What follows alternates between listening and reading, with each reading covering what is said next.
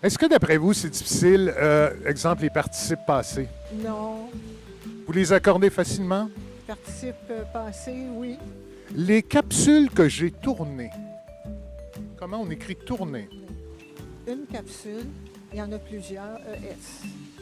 Que j'ai tourné, c'est j'ai tourné. J'ai tourné quoi? Des capsules. Alors, Placé en avant du pas verbe. sûr. Donc, les capsules que j'ai tournées, capsule est au féminin, pluriel. Alors, on va écrire tourner. Il me semble que ça a l'air fou un peu. Tourner des capsules? J'ai tourné, ouais, des capsules. Ben oui, c'est correct. Ça s'accorde. On a une très mauvaise équipe de soutien, mais nous, on a été bons. Merci beaucoup. Merci, au revoir.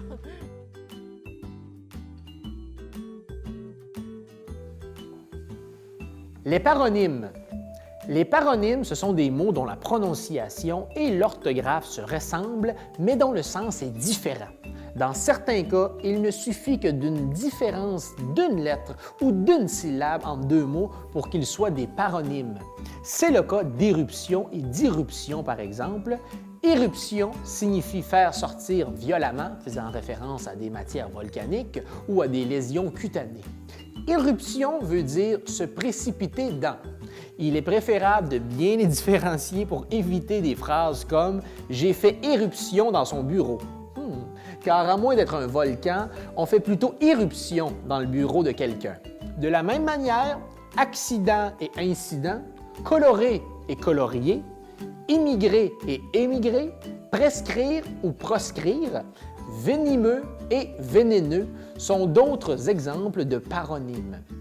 Afin d'éviter toute confusion possible pour soi et pour les autres, le dictionnaire reste notre meilleur ami quand on hésite entre un mot et son paronyme. Prenons par exemple infecté et infesté, où infecté signifie provoquer une infection par contamination et où infesté veut dire foisonner et envahir. Malgré tout, la paronymie n'est pas que source de faute, elle peut aussi être source de style.